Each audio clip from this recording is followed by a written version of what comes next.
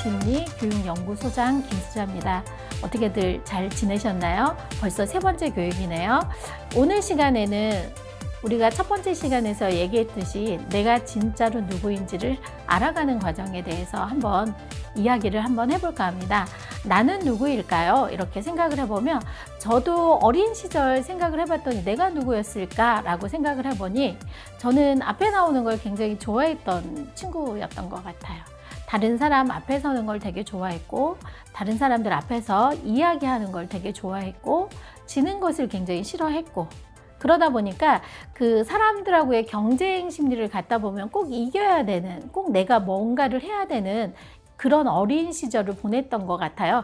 그래서 요즘 생각을 해보면 그런 것들이 나를 지금 계속 이렇게 움직이게 만들고 있지 않나 이런 생각을 합니다.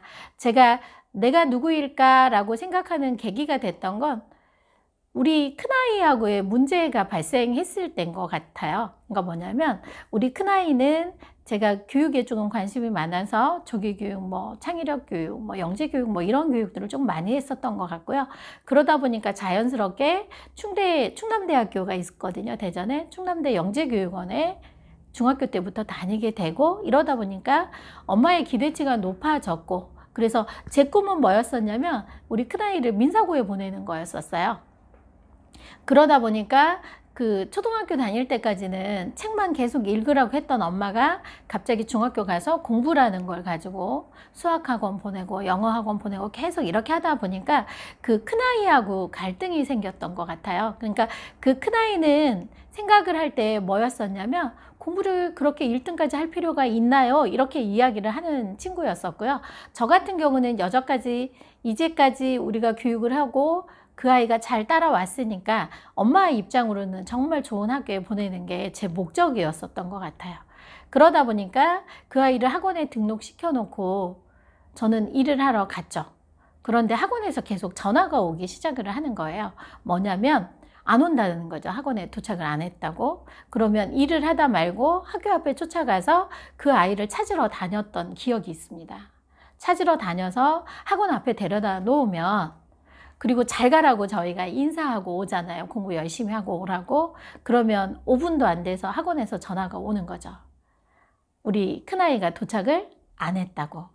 그러면 저는 그날 일을 하나도 못했던 것 같아요. 그 아이를 찾으러 동서남북으로 계속 다녔던 기억이 있습니다. 그러면 처음에는 화도 나고 막 찾으러 다니면서 엄마 입장이니까 씩씩거리잖아요. 그쵸? 그러면 11시, 12시까지 돌아오지 않은 그 아이를 기다리고 있으면 어떤 생각이 드냐면 혹시라도 사고가 났나? 이렇게 되는 거죠. 그러니까 걱정 반, 우려 반, 막 화가 났다, 내려왔다, 올라왔다. 그러니까 이런 부분들의 반복이 한 달이면 한 25일 정도는 됐었던 것 같아요. 그러니까 25일 정도 되고 이러다 보니까 그 큰아이하고의 갈등이 굉장히 많이 생긴 거죠. 갈등이 생기다 보니까 어떤 생각까지 하게 되냐면 내가 죽거나 우리 큰아이가 죽거나 둘 중에 하나가 사라져야 이 갈등이 없어질까? 이런 생각을 좀 많이 했어요. 그러니까 저 같은 경우는 계속 고민하다가 얘가 이렇게 안 하고 공부를 안 하고 학원도 안 다니고 이렇게 될 바에는 내 눈앞에 없는 게 더 낫지 않을까라는 위험한 생각을 좀 하게 됩니다. 그래서 그 아이를 중학교 1학년 때 정말 상해에 중국으로 보내게 되는 거죠. 근데 그때는 몰랐었어요. 그 아이가 가서 중국에 가서 공부를 잘할 거라고 생각을 했었는데 안 되는 거죠. 그런데 왜 안 됐을까? 나중에 알고 보니까 우리 큰아이가 그런 얘기를 하더라고요. 엄마가 그때 나를 버렸다고. 그때 저는 굉장히 충격이었었어요. 저는 그 아이를 버린 게 아니었는데 그 아이가 한국에서 만약에 조금 공부하는 거나 이런 것들이 성격상 잘 안 맞는다 그러면 외국에 나가서 넓은 곳에 가서 생활을 하다 보면 조금 바뀔 거라고 생각을 했었는데 그 아이가 나중에 돌아와서 한 말이 엄마는 나를 버렸다고. 그래서 나는 중국에 가서 아무것도 할 수가 없었다고 이 얘기를 하더라고요. 그래서 그 아이는 중국에 가 있는 2년 내내 정말 아무것도 안 하고 왔습니다. 그 학교에서 뭐라고 왔냐면 전화가 한국 유학생들 중에 이런 아이는 처음 봤다고, 이런 아이는 우리 학교에서 케어가 안 되니까 부모님들이 오셔서 한국으로 다시 데려가시라고 이렇게 연락이 왔어요. 그래서 그 아이를 데려다 놓고 또 저는 또 고민에 빠지죠. 그리고 그 아이랑 갈등을 해결하려고 사람의 성격 유형이 어떤 건지 그 아이가 중국에 가 있을 때 공부를 하기 시작을 합니다. 그게 이제 지금 우리가 얘기하는 한국형 도용심리를 하게 된 동기가 아니었을까 이런 생각을 해요. 그런데 그렇게 하다 보니까 그 아이가 중국에 와서 돌아와서 2년 동안 놀고 왔고 고등학교에 바로 보낼 수가 없었어요. 그래서 또 저는 또 생각이라는 걸 하죠. 한 학년이라도 밑에 꿀려서 중학교를 다시 보내는 게 훨씬 더 낫다라고 저는 판단을 합니다. 우리 아이의 의견하고는 전혀 상관없이. 그래서 학교 교장 선생님 찾아가고 이래서 학교를 보내는데요.